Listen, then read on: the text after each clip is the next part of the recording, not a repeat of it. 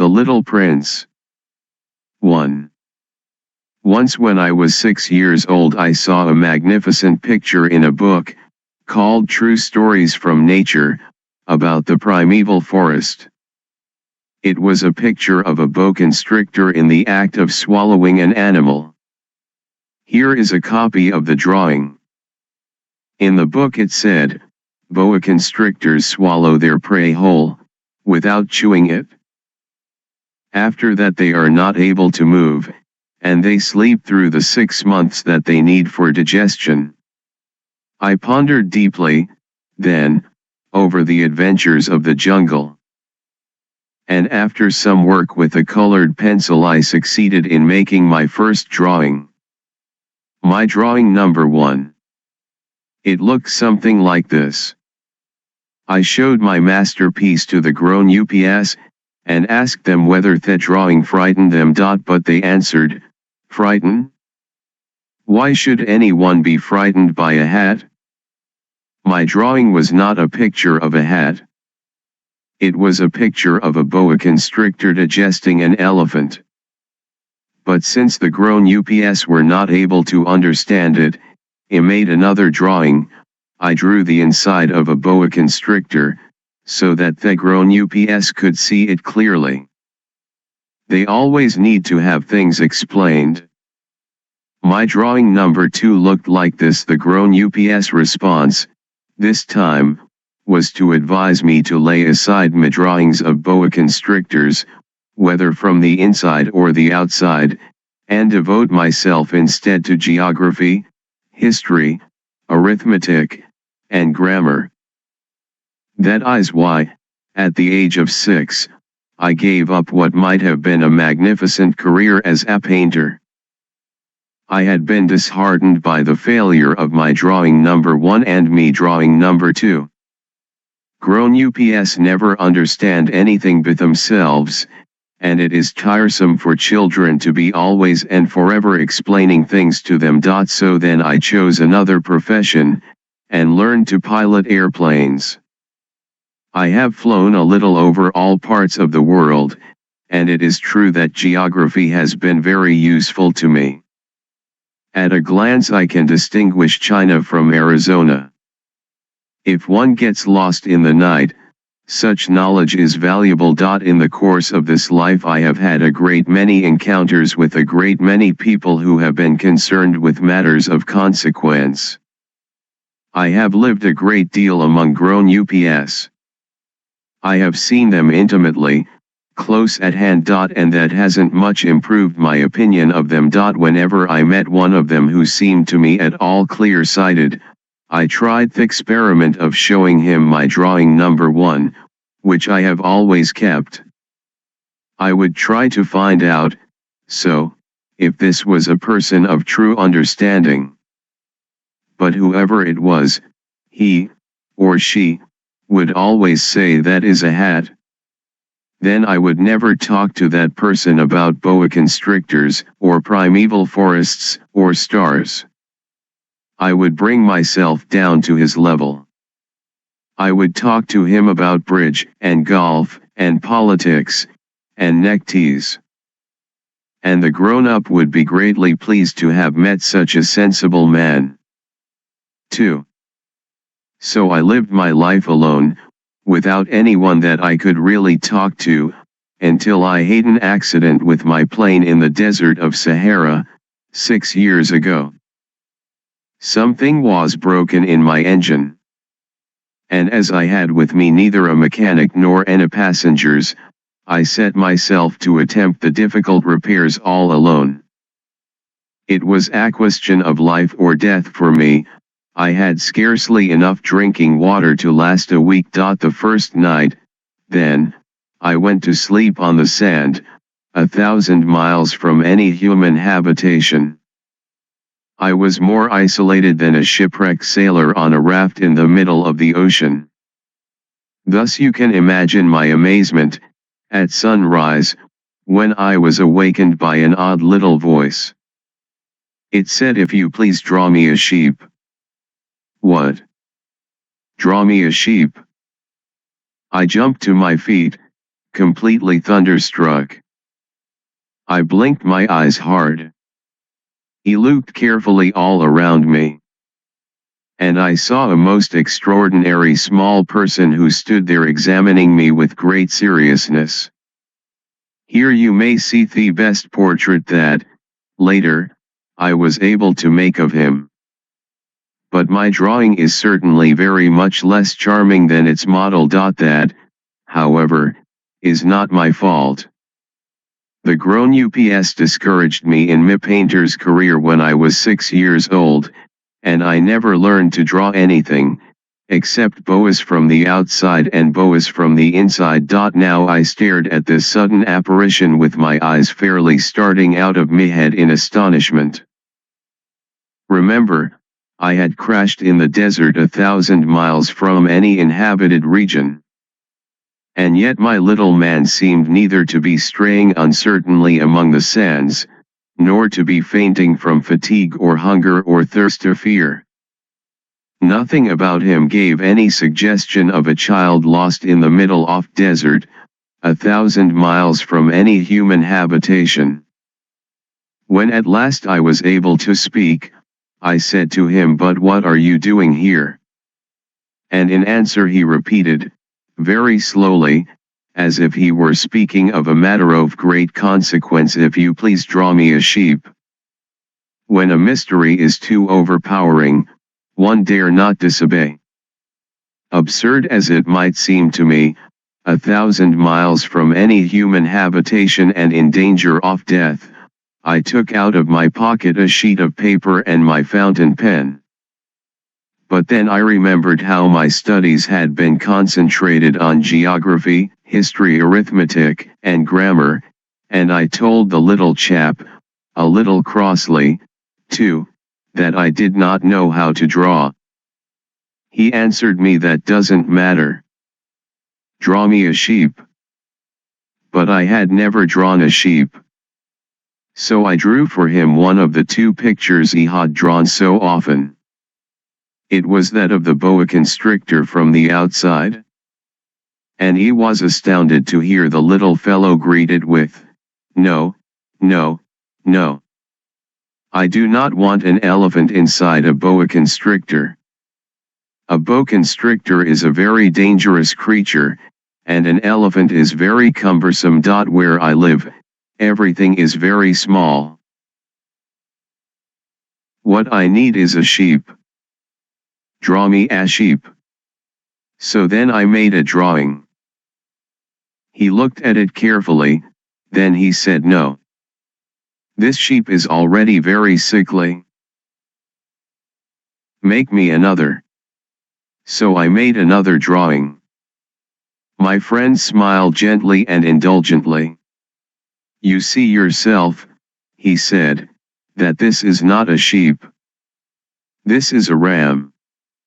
It has horns." So then I did my drawing over once more. But it was rejected too, just like the others. "This one is too old. I want a sheep that will live a long time." By this time my patience was exhausted, because I was in a hurry to start taking my engine apart. So I tossed off this drawing. And I threw out an explanation with it. "This is only his box. The sheep you asked for is inside." What does it I was take? very surprised to see a light break over the face of my young judge. "That is exactly the way I wanted it. Do you think that this sheep will have a great deal of grass?" "Why?" "Because where I live everything is very small." "There will surely be enough grass for him," I said. "It is a very small sheep that I have given you." He bent his head over the drawing. "Not so small that look. He has gone to sleep." And that is how I made the acquaintance of the little prince. 3. It took me a long time to learn where he came from. The little prince, who asked me so many questions, never seemed to hear the ones I asked him. It was from words dropped by chance that, little by little, everything was revealed to him. The first time he saw my airplane, for instance, I shall not draw my airplane, that would be much too complicated for me. He asked me, what is that object? That is not an object. It flies. It is an airplane. It is my airplane. And I was proud to have him learn that I could fly. He cried out, then what? You dropped down from the sky? Yes, I answered, modestly. Oh. That is funny. And the little prince broke into a lovely peal of laughter, which irritated me very much. I like my misfortunes to be taken seriously. Then he added, so you, too, come from the sky? Which is your planet? At that moment I caught a gleam of light in the impenetrable mystery of his presence, and I demanded, abruptly, do you come from another planet? But he did not reply. He tossed his head gently, without taking his eyes from me. Plain it is true that on that you can't have come from very far away. And he sank into a reverie, which lasted a long time. Then, taking my sheep out of his pocket, he buried himself in the contemplation of his treasure. You can imagine how my curiosity was aroused by this half-confidence about the other planets. I made a great effort, therefore, to find out more on this subject. My little man, where do you come from? What is this where I live, of which you speak? Where do you want to take your sheep? After a reflective silence he answered, the thing that is so good about the box you have given me is that at night he can use it as his house. That is so. And if you are good I will give you a string, too, so that you can tie him during the day, and a post to tie him to. But the little prince seemed shocked by this offer. Tie him? What a queer idea. But if you don't tie him, I said, he will wander off somewhere, and get lost. My friend broke into another peal of laughter. But where do you think he would go? Anywhere. Straight ahead of him. Then the little prince said, earnestly, that doesn't matter. Where I live, everything is so small. And, with perhaps a hint of sadness, he added, straight ahead of him, nobody can go very far. 4. I had thus learned a second fact of great importance. This was that the planet little prince came from was scarcely any larger than a house. But that did not really surprise me much. I knew very well that in addition to the great planets such as the Earth, Jupiter, Mars, Venus, to which we have given names, there are also hundreds of others, some of which are so small that one has a hard time seeing them through the telescope. When an astronomer discovers one of these he does not give it a name, but only a number. He might call it, for example, asteroid 325. I have serious reason to believe that the planet from which the little prince came is the asteroid known as B612. This asteroid has only once been seen through the telescope.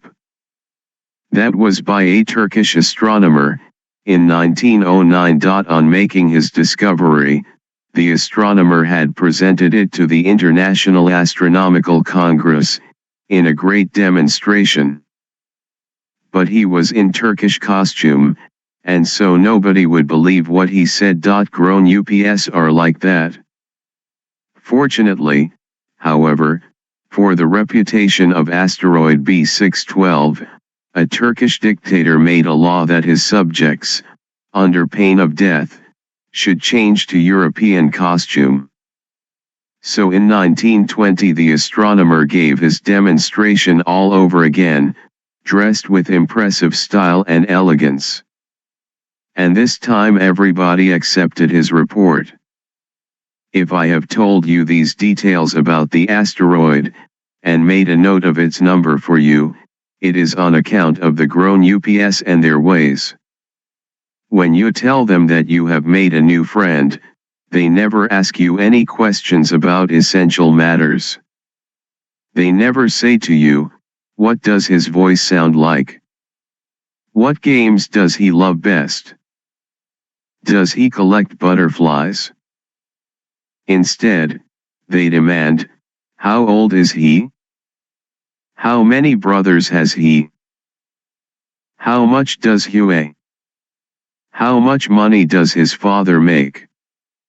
Only from these figures do they think they have learned anything about him. If you were to say to the grown ups, I saw a beautiful house made of rosy brick, with geraniums in the windows and doves on the roof, they would not be able to get any idea of that house at all. You would have to say to them, I saw a house that cost $20,000. Then they would exclaim, oh, what a pretty house that is. Just so, you might say to them, the proof that the little prince existed is that he was charming, that he laughed, and that he was looking for a sheep. If anybody wants a sheep, that is a proof that he exists. And what good would it do to tell them that? They would shrug their shoulders, and treat you like ackled. But if you said to them, the planet he came from is asteroid B612, then they would be convinced, and leave you in peace from their questions. They are like that. One must not hold it against them. Children should always show great forbearance toward grown-up people. But certainly, for us who understand life, figures are a matter of indifference. I should have liked to begin this story in the fashion of the fairy tales. I should have liked to say, once upon a time there was a little prince who lived on a planet that was scarcely any bigger than himself, and who had need of a sheep. To those who understand life, that would have given a much greater air of truth to my story. For I do not want anyone to read my book carelessly. I have suffered too much grief in setting down these memories. 6 years have already passed since my friend went away from me, with his sheep. If I try to describe him here, it is to make sure that I shall not forget him. To forget a friend is sad. Note everyone has had a friend. And if I forget him, I may become like the grown ups who are no longer interested in anything but figures. It is for that purpose, again, that I have bought a box of paints and some pencils. It is hard to take up drawing again at my age, when I have never made any pictures except those of the boa constrictor from the outside and the boa constrictor from the inside, since I was 6. I shall certainly try to make my portraits as true to life as possible. But I am not at all sure of success. One drawing goes along all right, and another has no resemblance to its subject. I make some errors, too.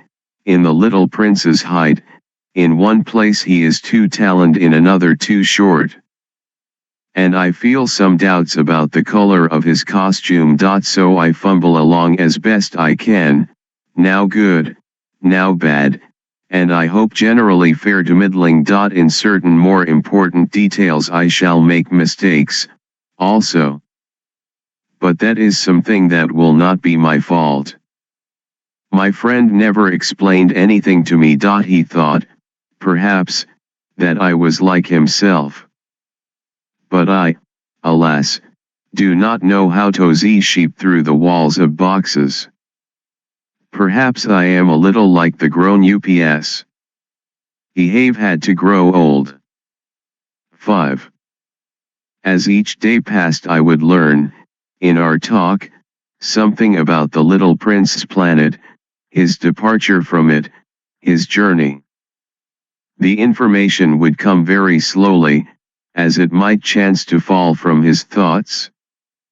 It was in this way that I heard, on the third day, about the catastrophe of the baobabs. This time, once more, I had the sheep to thank for it. For the little prince asked me abruptly, as if seized by a grave doubt, "It is true, isn't it, that sheep eat little bushes?" "Yes, that is true." "Ah, I am glad." I did not understand why it was so important that sheep should eat little bushes. But the little prince added, "Then it follows that they also eat baobabs."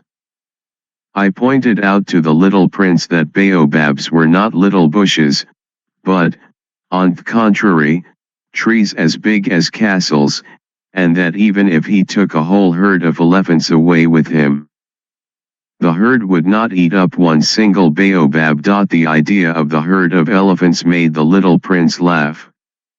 "We would have to put them one on top of the other," he said. But he made a wise comment: "Before they grow so big, the baobabs start out by being little." "That is strictly correct," I said. "But why do you want the sheep to eat the little baobabs?"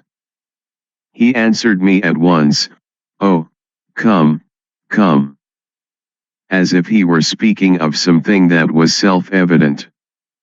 And I was obliged to make a great mental effort to solve this problem, without any assistance. Indeed, as I learned, there were on the planet where the little prince lived, as on all planets, good plants and bad plants.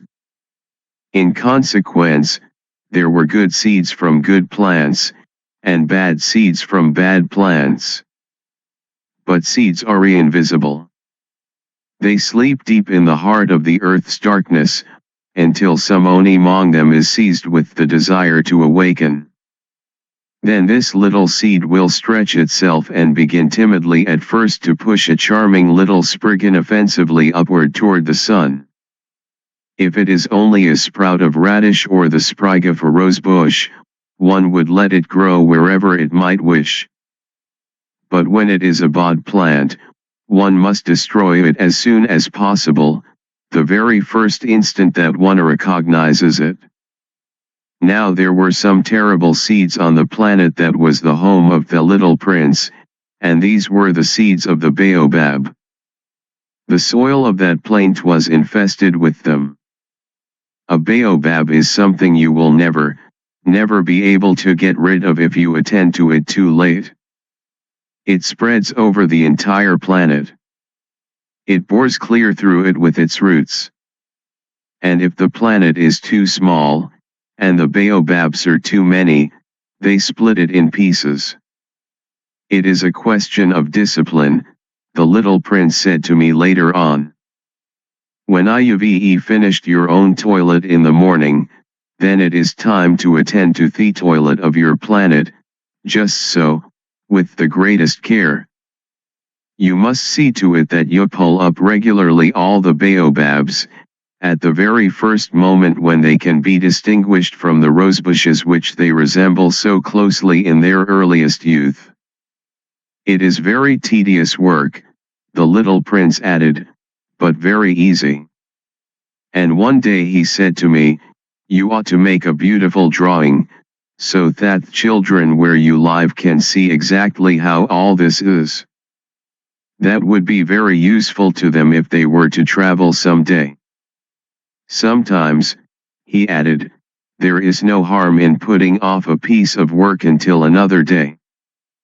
But when it is a matter of baobabs, that always means a catastrophe.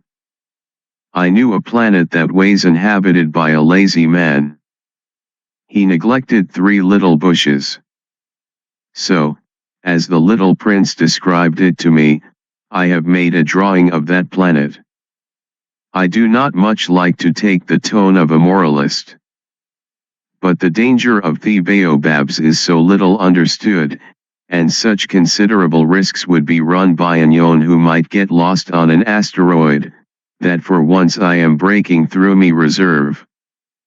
Children, I say plainly, watch out for the baobabs. My friends, like myself, have been skirting this danger for a long time without ever knowing it, and so it is for them that I have worked so hard over this drawing.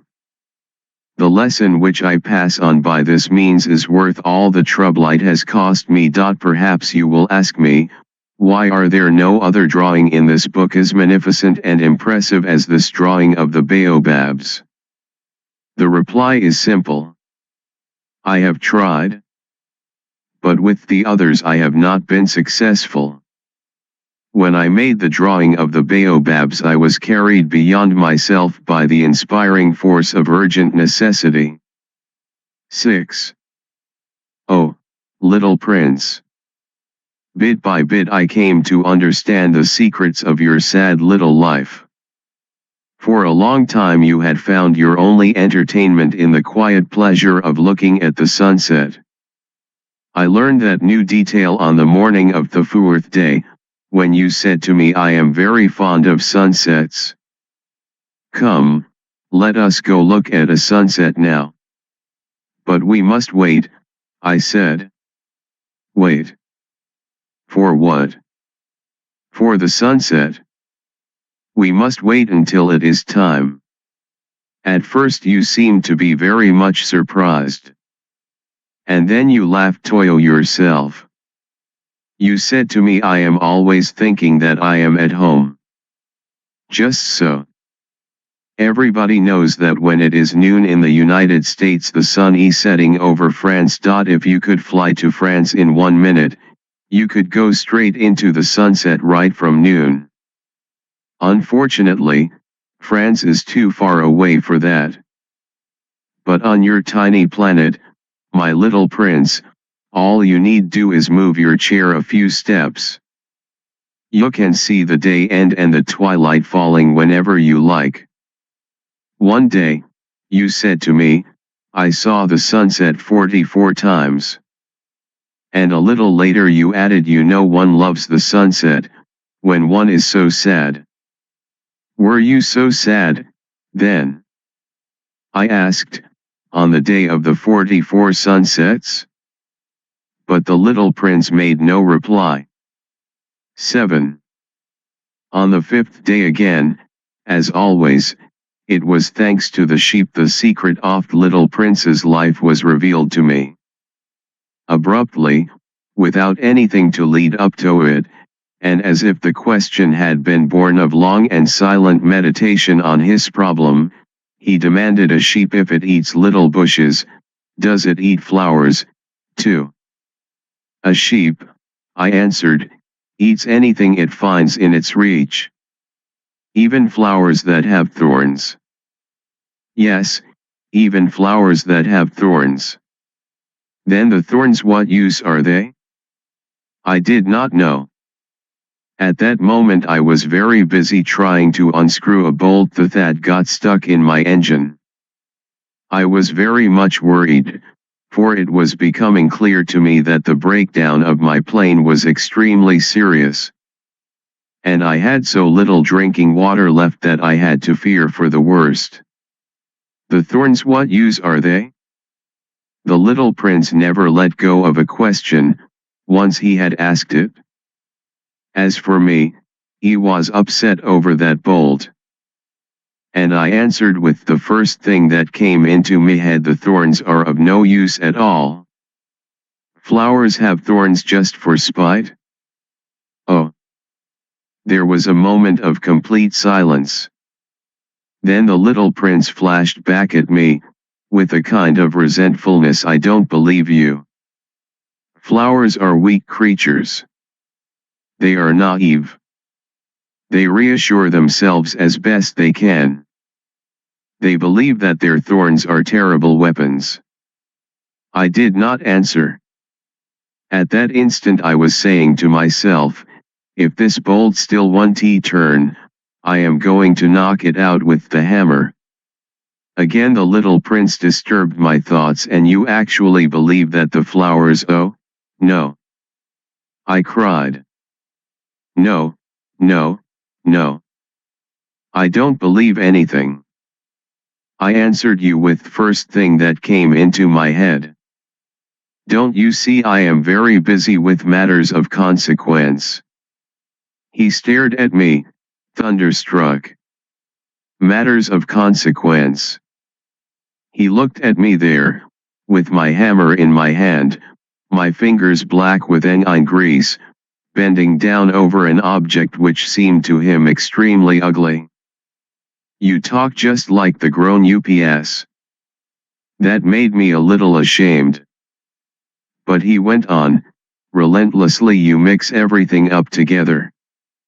You confuse everything. He was really very angry. He tossed his golden curls in the breeze. I know a planet where there is a certain red-faced gentleman. He has never smelled a flower. He has never looked at a star. He has never loved anyone. He has never done anything in his life but add up figures. And all day he says over and over, just like you, I am busy with matters of consequence. And that makes him swell up with pride.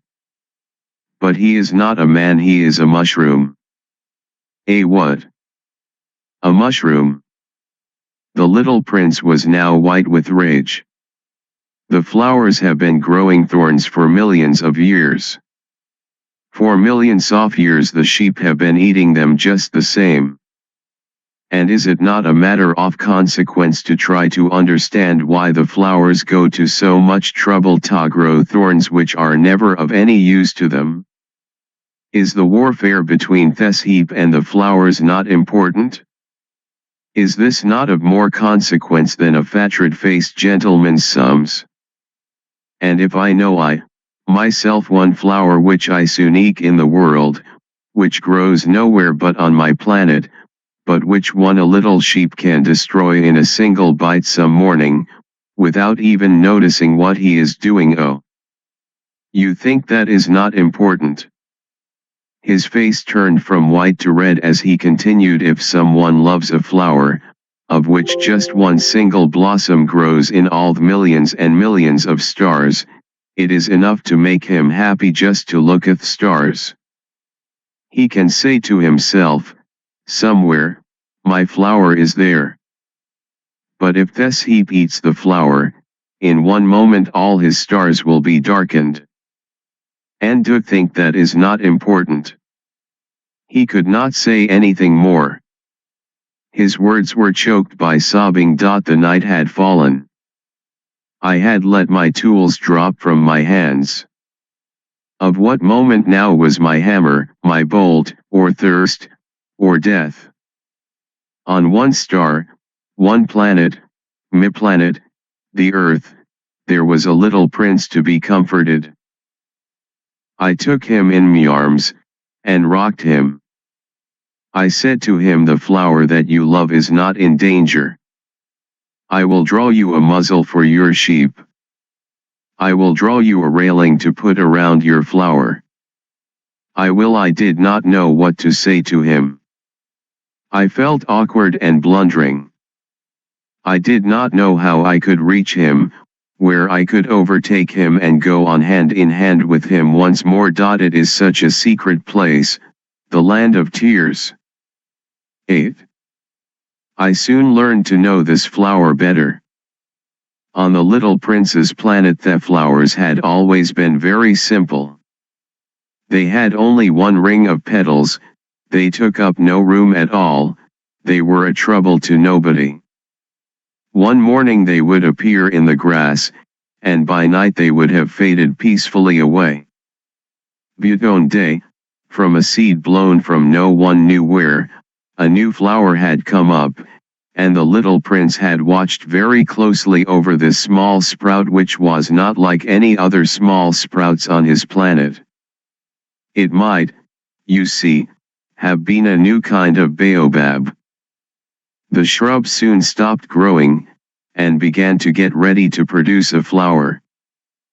The little prince, who was present at the first appearance of a huge bud, felt at once that some sort of miraculous apparition must emerge from it. But the flower was not satisfied to complete the preparations for her beauty in the shelter of her green chamber. She chose her colors with the greatest care. She dressed herself slowly. She adjusted her petals one by one. She did not wish to go out into the world all rumpled, like the field poppies. It was only in the full radiance of her beauty that she wished to appear. Oh, yes. She was a coquettish creature. And her mysterious adornment lasted for days and days. Then one morning, exactly at sunrise, she suddenly showed herself. And, after working with all this painstaking precision, she yawned and said, I am scarcely awake. I beg that you will excuse me. My petals are still all disarranged. But the little prince could not restrain his admiration. Oh, how beautiful you are! Am I not? The flower responded, sweetly. And I was born at the same moment as the sun. The little prince could guess easily enough that she was not any too modest, but how moving and exciting she was. I think it is time for breakfast, she added an instant later. If you would have the kindness to think of my needs. And the little prince, completely abashed, went to look for a sprinkling can of fresh water.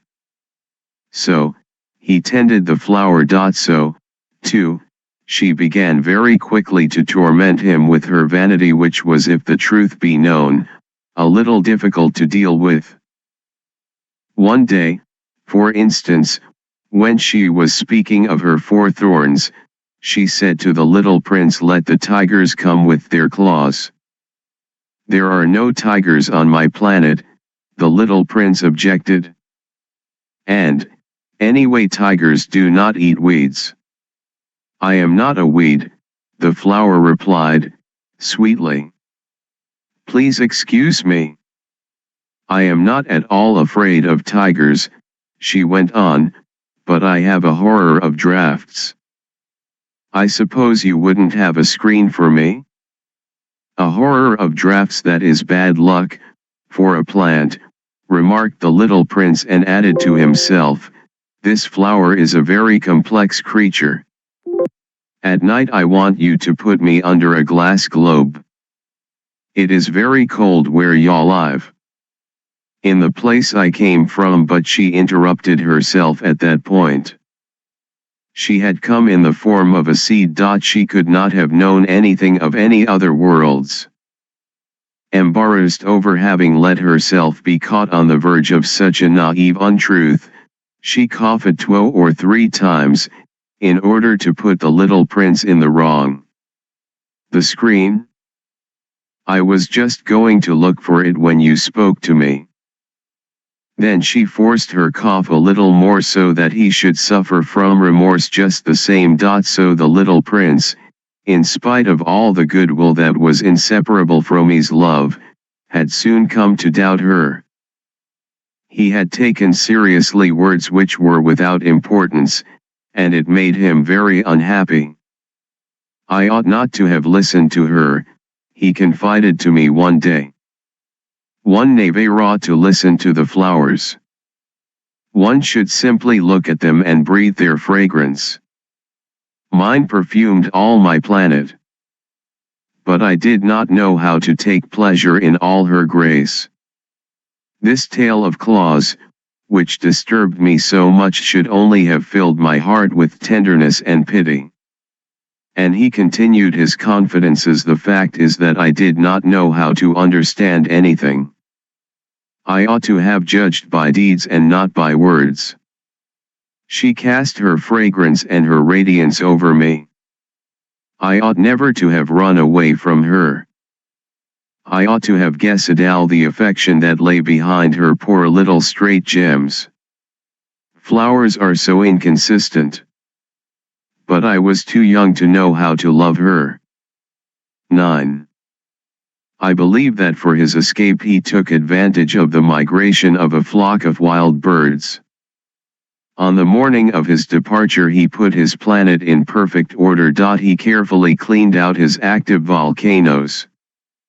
He possessed 2 active volcanoes, and they were very convenient for heating his breakfast in the morning. He also had 1 volcano that was extinct. But, as he said, one never knows. So he cleaned out the extinct volcano, too. If they are well cleaned out, volcanoes burn slowly and steadily, without any eruptions. Volcanic eruptions are like fires in a chimney. On our Earth we are obviously much too small to clean out our volcanoes. That is why they bring no end of trouble upon us. The little prince also pulled up, with a certain sense of dejection, the last little shoots of the baobabs. He believed that he would never want to return. But on this last morning all these familiar tasks seemed very precious to him. And when he watered the flower for the last time, and prepared to place her under the shelter of her glass globe, he realized that he was very close to tears. "Goodbye," he said to the flower. But she made no answer. "Goodbye," he said again. The flower coughed. But it was not because she had a cold. "I have been silly," she said to him, at last. "I ask your forgiveness. Try to be happy." He was surprised by this absence of reproaches. He stood there all bewildered, the glass globe held arrested in mid-air. He did not understand this quiet sweetness. "Of course I love you," the flower said to him. "It is my fault that you have not known it all the while. That is of no importance. But you have been just as foolish as I. Try to be happy. Let the glass globe be. I don't want it anymore. But the wind, my cold is not so bad as all that. The cool night air will do me good. I am a flower. But the animals, well, I must endure the presence of 2 or 3 caterpillars if I wish to become acquainted with the butterflies.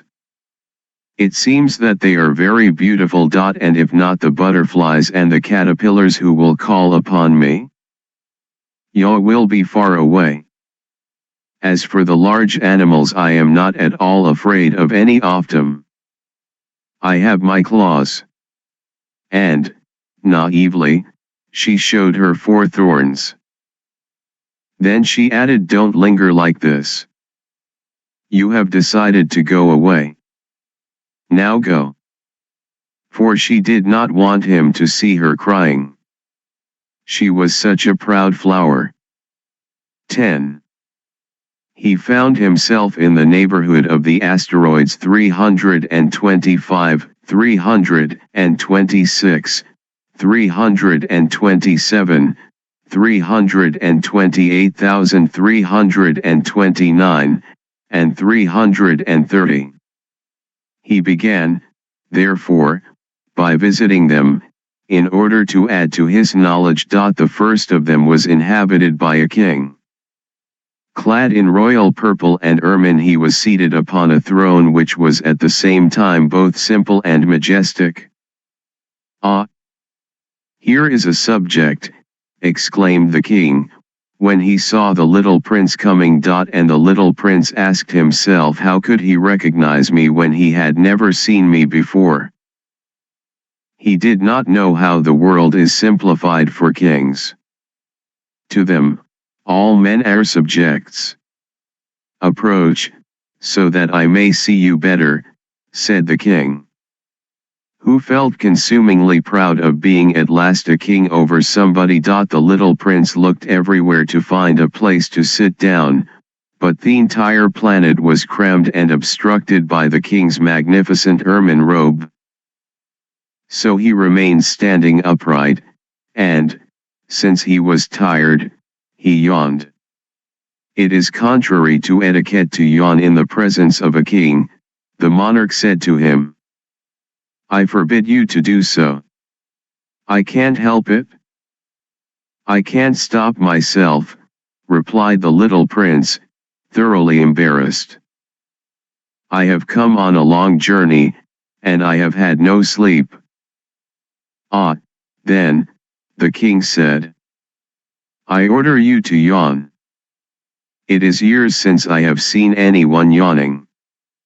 Yawns, to me, are objects of curiosity. Come, now. Yawn again. It is an order. That frightens me. I cannot, any more, murmured the little prince, now completely abashed. Hum. Hum. Replied the king. Then I order you sometimes to yawn and sometimes to. He sputtered a little, and seemed vexed. For what the king fundamentally insisted upon was that his authority should be respected. He tolerated no disobedience. He was an absolute monarch. But because he was a very good man, he made his orders reasonable. If I ordered a general, he would say, by way of example, if I ordered a general to change himself into a sea-bird, and if the general did not obey me, that would not be the fault of the general. It would be my fault. May I sit down? Came now a timid inquiry from the little prince. I order you to do so, the king answered him, and majestically gathered in a fold of his ermine mantle. But the little prince was wondering. The planet was tiny. Over what could this king really rule?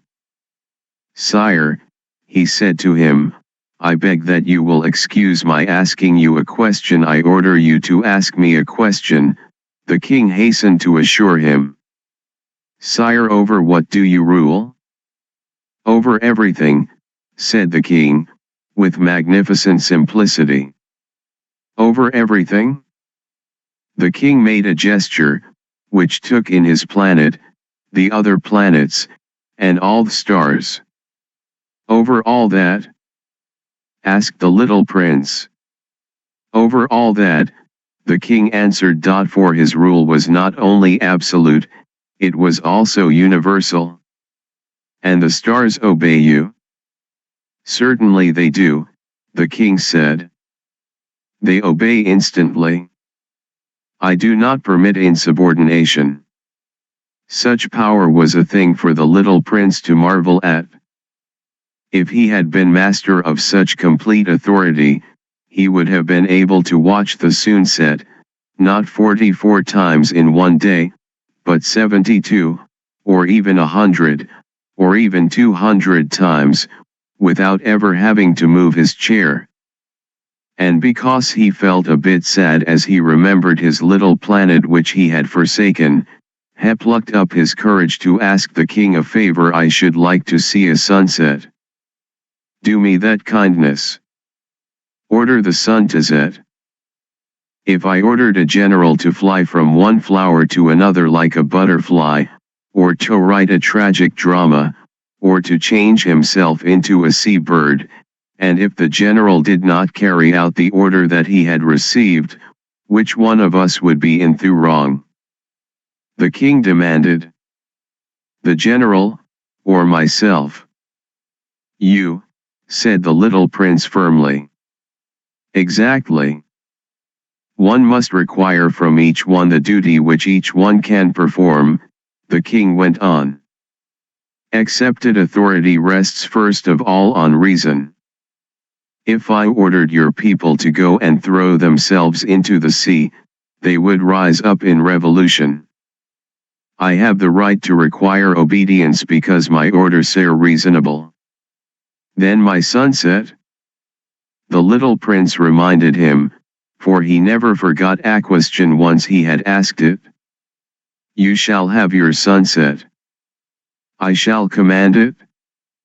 But, according to my science of government, I shall wait until conditions are favorable. When will that be? Inquired the little prince. Hum. Hum. Replied the king, and before saying anything else he consulted a bulky almanac. Hum. Hum. That will be that will be this evening about 20 minutes to 8. And you will see how well I am obeyed. The little prince yawned. He was regretting his lost sunset. And then, too, he was already beginning to be a little bored. I have nothing more to do here, he said to the king. So I shall set out on me way again. Do not go, said the king, who was very proud of having a subject. Do not go. I will make you a minister. Minister of what? Minister of justice. But there is nobody here to judge. We do not know that, the king said to him. I have not yet made a complete tour of my kingdom. I am very old. There is no room here for a carriage. And it tires me to walk. Oh, but I have looked already, said the little prince, turning around to give one more glance to the other side of the planet. On that side, as on this, there is nobody at all. Then you shall judge yourself, the king answered. That is the most difficult thing of all. It is much more difficult to judge oneself than to judge others. If you succeed in judging yourself rightly, then you are indeed a man of true wisdom. Yes, said the little prince, but I can judge myself anywhere. I do not need to live on this planet. Hum. Hum. Said the king. I have good reason to believe that somewhere on my planet there is an old rat. I hear him at night. You can judge this old rat. From time to time you will condemn him to death. Thus his life will depend on your justice. But you will pardon him on each occasion, for he must be treated thriftily. He is the only one we have. I, replied the little prince, do not like to condemn anyone to death. And now I think I will go on my way. No, said the king. But the little prince, having now completed his preparations for departure, had no wish to grieve the old monarch. If your majesty wishes to be promptly obeyed, he said, he should be able to give me a reasonable order. He should be able, for example, to order me to be gone by the end of 1 minute. It seems to me that conditions are favorable. As the king made no answer, the little prince hesitated a moment. Then, with a sigh, he took his leave. I make you my ambassador, the king called out, hastily. He had a magnificent air of authority. The grown-ups are very strange, the little prince said to himself, as he continued on his journey. 11. The second planet was inhabited by a conceited man. I am about to receive a visit from an admirer, he exclaimed from afar, when he first saw the little prince coming. For, to conceited men, all other men are admirers. Good morning, said the little prince. That is a queer hat you are wearing. It is a hat for salutes, the conceited man replied. It is to raise in salute when people acclaim me. Unfortunately, nobody at all ever passes this way. Yes, said the little prince, who did not understand what the conceited man was talking about. Clap your hands, one against the other, the conceited man now directed him. The little prince clapped his hands. The conceited man raised his hat in a modest salute. This is more entertaining than the visit to the king, the little prince said to himself. And he began again to clap his hands, one against the other. The conceited man again raised his hat in salute. After 5 minutes of this exercise, the little prince grew tired of the game's monotony. And what should one do to make the hat come down? He asked. But the conceited man did not hear him. Conceited people never hear anything but praise. Do you really admire me very much? He demanded of the little prince. What does that mean, admire? To admire means that you regard me as the handsomest, the best dressed, the richest, and the most intelligent man on this planet. But you are the only man on your planet. Do me this kindness. Admire me just the same. I admire you, said the little prince, shrugging his shoulders slightly, but what is there in that to interest you so much? And the little prince went away. The grown-ups are certainly very odd, he said to himself, as he continued on his journey. 12. The next planet was inhabited by a tippler. This was a very short visit, but it plunged the little prince into deep dejection. What are you doing there? He said to the tippler, whom he found settled down in silence before a collection of empty bottles and also a collection of fuel bottles. I am drinking, replied the tippler, with a lugubrious air. Why are you drinking? Demanded the little prince. So that I may forget, replied the tippler. Forget what? Inquired the little prince, who already was sorry for him. Forget that I am ashamed, the tippler confessed, hanging his head. Ashamed of what?